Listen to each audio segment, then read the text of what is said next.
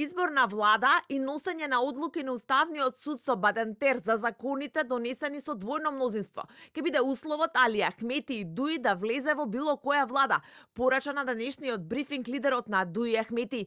Ахмети тврди дека неговите барања не излегуваат од рамковниот договор, но не кажа како планира да ги убеди политичарите во земјава да ги прифатат. Ова не е штетно решение, не е ниту тешко, а ќе донесе поголема стабилност, но и функционирање на мултиетничка држава. Рамковниот договор не беше совршен и во неговиот дух е зајакнување на унитарноста на државата. Ние сме легалисти. Имаме предлог до сите кои што честно може да помине. Не се пазариме поради тоа што го имаме Бадентер. Ахмети со порака до власта дека со национализам ја води државата во погрешен правец. За да се подгрее национализмот нема подобар од мене.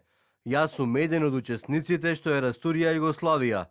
Имав проект 1981-2001. Албанците се државотворен народ во Македонија и никако не смее да бидат потценети.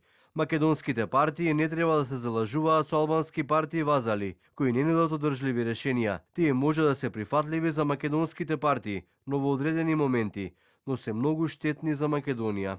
Лидерот на Дуи тврди дека не се откажал од предвремени парламентарни избори, но не кажа детали како планира да ги добие. Повтори дека е клучно за борбата со корупција да биде прифатен неговиот предлог за ветинг на сите функционери во последните 35 години. Одби да одговори дали ова е негов последен мандат на чело на Дуи. Само порача дека бил помлад од Трамп и дека тој е капетан кој што не го напушта бродот додека не стигне до брегот. Каде е брегот, Ахмети тврди, не е и Линденска број 2.